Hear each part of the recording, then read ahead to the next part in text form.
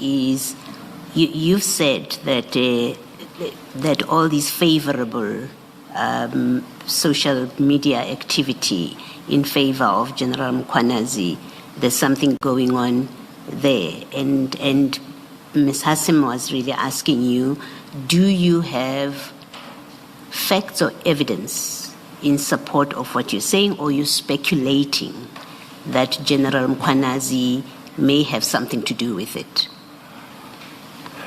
And I haven't heard you answer that direct question. It's just that, Chair, I know I'm not speculating. It is the case. But the simple question is, do you have the account name? Do you have the account number? Do you know this? I won't have it. I don't have it. But why I'm saying that, I have been given names to say this person who's responsible for General Mkhwanazi's social media are the following, or is this one. I have that name, but up until I also have evidence or proof, I cannot sit here and say, here is this name. But I do have it. I think the point lies in the last thing that you say, that you don't yet, at least. I'm happy to put in the word yet. The suspended National Deputy Police Commissioner, Lieutenant General Shadrack Sibiya, has launched Jeffy's counterattack against KwaZulu-Natal Police Commissioner, Lieutenant General Nhlanhla Mkhwanazi, accusing him of colluding with the Umkhonto weSizwe Party to orchestrate his removal from office. Testifying before the Matlanga Commission on Wednesday, Sibiya described his suspension as the culmination of a calculated political campaign. Once he said bore striking similarities to the events that led to his 2015 suspension as head of the Gauteng Hawks. In often combative testimony, the embattled general claimed the Umkhonto weSizwe Party intensified its attacks following what he termed its humiliation during his earlier appearance before Parliament's ad hoc committee. According to Sibiya, the backlash was immediate, coordinated, and relentless, as that I was being humiliated publicly and undermined throughout, even after I testified. Every witness that came, you listen to the Umkhonto weSizwe Party, how they are humiliating me, how they are speaking down upon me. He alleged that even in instances where questions did not directly involve him, his name was repeatedly invoked in a disparaging manner, and that even when a question doesn't need Sibiya, they will say you are speaking like Sibiya.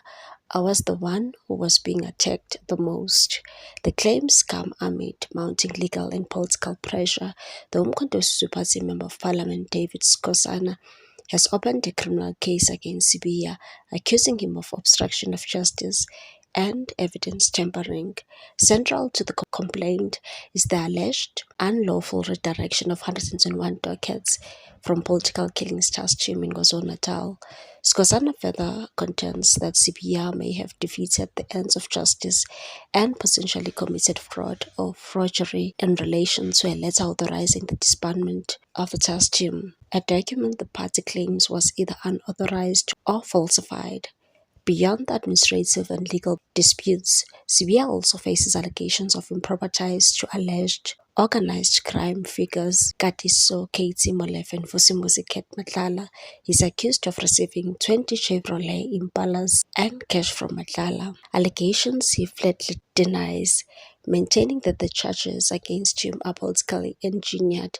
Sibiya questioned the credibility and competence of those who testified against him at the commission. He said they don't have investigation causes, they are not detectives, casting doubt on their qualifications and extension the substance of their claims. Sibiya also stated that he was unaware Police Minister Senzo Mchunu will disband the political killings task team on 31 December 2024, but was not surprised by the decision. He revealed that SAPS National Commissioner Fanny Masemola did not oppose the PKTC disbandment because the subject of disbandment formed part of a meeting of November 1, 2025, which was one of the consultative meetings.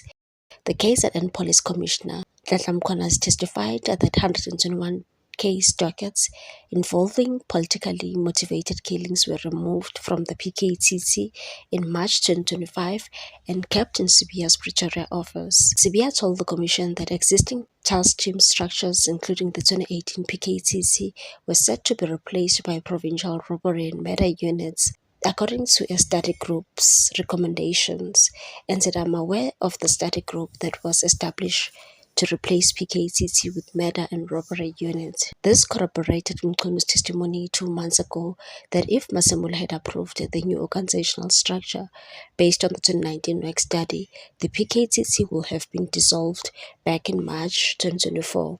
Mqulu's letter stated that the task team was not adding any value to the policing work, but the General of KZN testified that Mqulu's conclusion that the team does not add any value to policing in South Africa was misplaced.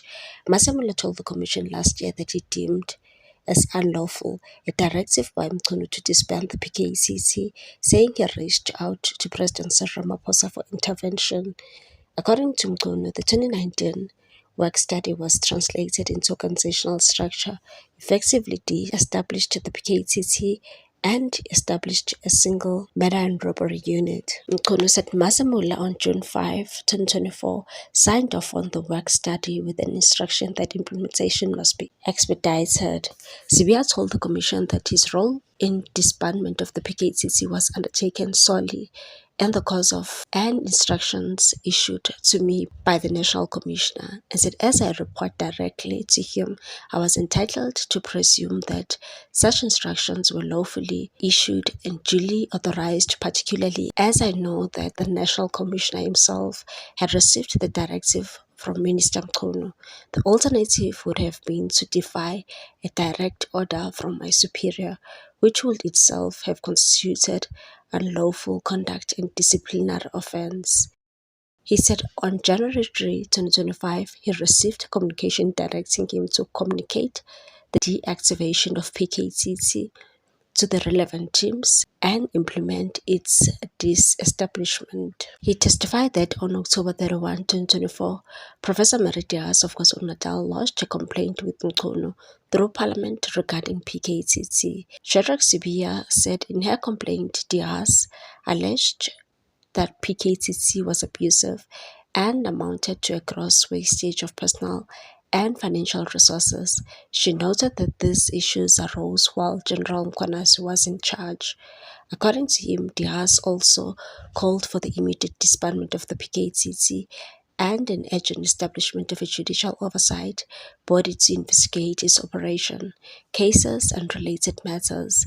Sibia also testified that the then Public Protector, Mkhwebane's 2020 probe exonerated him and the city of Joburg of any wrongdoing in relation to his appointment as head of Group Forensics and Investigation Services. However, he noted that Aljamar Tapelo Ahmad continued to publish statements impugning him the legitimacy of the appointment, that he was incapable, unfit to hold positions of head of GFIS, despite the PP report. And said in the report, Mkhwebane found that the allegations regarding the establishment of the GFIS and my subsequent appointment as its executive head by COJ were not substantiated. She further held that both of my appointment and the grading of my remuneration were in compliance with the applicable legal framework of COJ, and that on the evidence available to her, she concluded that there was no justifiable basis either in law or on the facts to impugn the process followed by Sochi in appointing me and subsequently adjourning my salary. What's your take on this one, people? Thanks for watching. Please subscribe for more news.